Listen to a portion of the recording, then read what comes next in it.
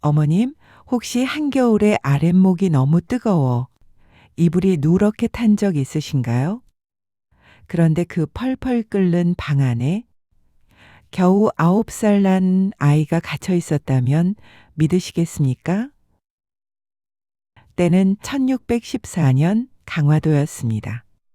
문 밖에는 빗장이 걸렸고 아궁이에는 쉴 새 없이 장작이 들어갔죠. 아이는 뜨거움을 견디다 못해 창살을 부여잡고 밤낮으로 울부짖었습니다. 살려주세요. 너무 뜨거워요. 며칠이 지났을까 비명소리는 멈췄고 아이는 싸늘한 주검이 되어 발견되었습니다. 이 아이는 바로 선조의 유일한 적자 영창대군이었습니다. 더 충격적인 건 이 잔인한 일이 벌어진 나라의 왕이 다름 아닌 아이의 형, 조선의 15대 왕 광해군이었다는 사실입니다. 도대체 왜 형의 나라에서 어린 동생이 그토록 뜨거운 불지옥 속에 죽어야 했을까요?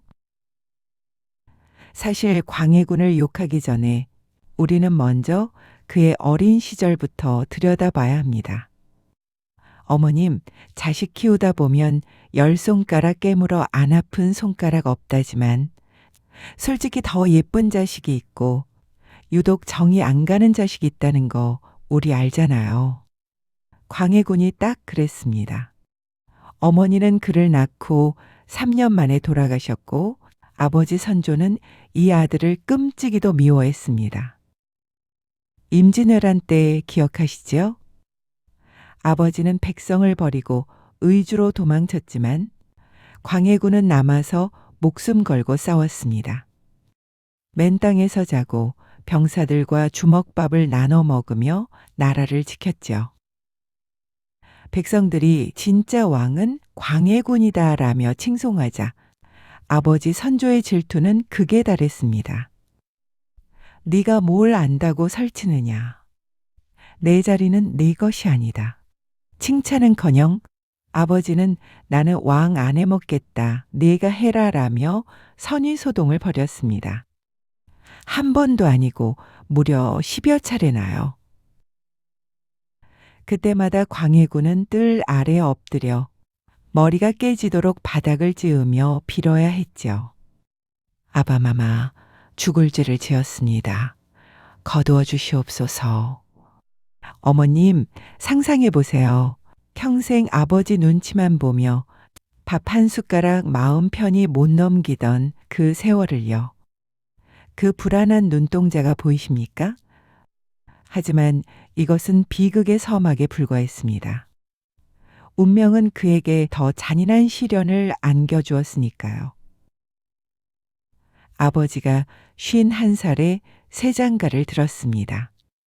그리고 55살에 떡두꺼비 같은 아들을 얻었지요. 그게 바로 영창대군입니다. 아버지는 갓 태어난 막내를 무릎에 앉히고 평생 광해군에게 보여준 적 없는 환한 미소를 보였지요. 그 순간 광해군의 마음속에서 무언가가 툭 하고 끊어졌을 겁니다. 아, 아버지는 끝내 나를 인정하지 않는구나. 저 핏덩이에게 내 자리를 뺏기겠구나. 결국 왕이 된 광해군은 그 불안을 견디지 못하고 걷잡을 수 없이 무너지기 시작합니다. 자신을 위협할지도 모르는 싹을 모조리 잘라내기로 한 겁니다. 먼저 친형 임해군을 죽였습니다. 그리고 어린 동생 영창대군마저 뜨거운 방에 가두어 증살시켰죠. 거기서 멈추지 않았습니다. 자신보다 9살이나 어린 새어머니 임목대비까지 서궁에 가두어 버렸습니다. 어머님, 아버님, 여기서 잠깐. 남의 이야기 같지 않으시지요? 우리 주변에도 있습니다.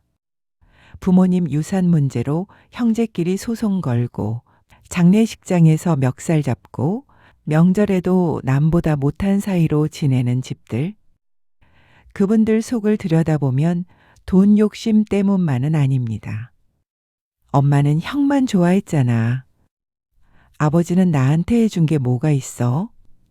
어릴 때부터 쌓인 그 서러움, 사랑받지 못했다는 그 박탈감이 결국 형제를 적으로 돌리게 만든 건 아닐까요?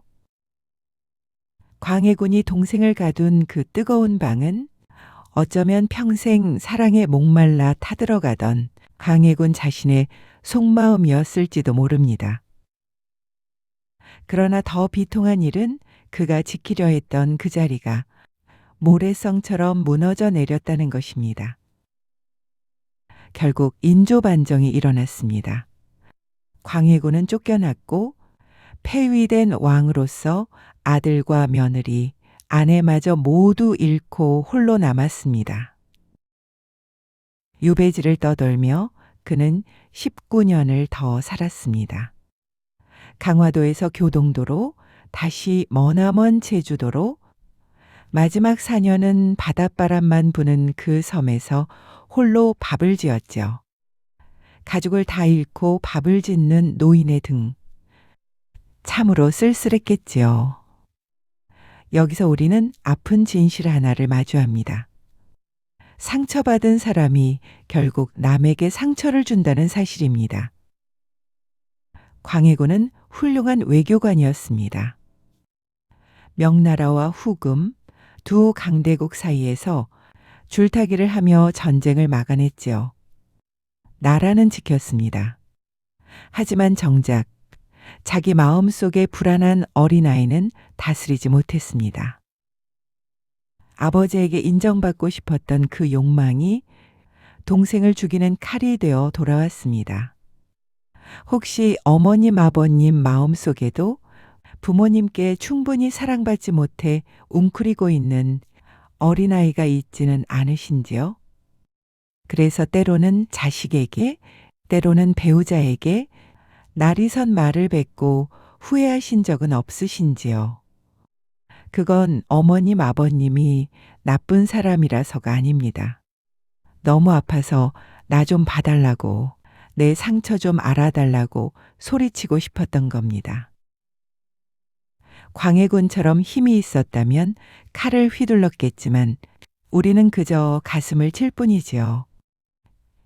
이제는 그만 어머님, 아버님 안에 그 아이를 용서해 주셔도 됩니다. 그래, 너 참 외로웠구나. 많이 힘들었구나 하고요. 광해군은 죽기 직전 이런 유언을 남겼다고 합니다. 내가 죽으면 어머니 발치에 묻어다오. 왕릉도 싫다. 화려한 제사도 필요 없다. 그가 마지막으로 돌아가고 싶었던 곳은 왕의 자리가 아니라 3살 때 돌아가신 어머니의 품이었습니다. 그토록 지키려 애썼던 권력, 동생을 죽여서 얻은 안정도 결국 어머니의 따뜻한 품 하나보다 못했다는 걸 그는 모든 걸 잃고 나서야 깨달았습니다. 그가 가두었던 새어머니 임목대비가 반정으로 풀려나 그 앞에 무릎 꿇어야 했던 그날, 광해군은 무슨 생각을 했을까요? 차라리 아버지에게 인정받기를 포기하고 동생의 손을 잡고 형이다 하며 다정하게 안아주었다면 그의 노년은 덜 추웠을까요? 어머님, 아버님, 오늘 밤 혹시 미워하는 가족이 있거나 서운한 마음이 든다면 광해군의 쓸쓸한 밥상을 떠올려 주십시오. 내가 먼저 손 내밀지 않으면 그 미움은 결국 나를 가두는 감옥이 됩니다. 뜨거운 방에서 울부짖던 영창대군도 불쌍하지만 그 명을 내리고 평생 죄책감을 안고 살았을 광해군도 참으로 가여운 사람입니다. 우리는 그러지 않았으면 합니다. 미움은 훌훌 털어버리고 오늘 저녁엔 따뜻한 국 한 그릇 편안하게 드셨으면 좋겠습니다. 그럼 평안한 저녁 시간 되세요. 사랑합니다. 지금까지 다정한 딸이었습니다.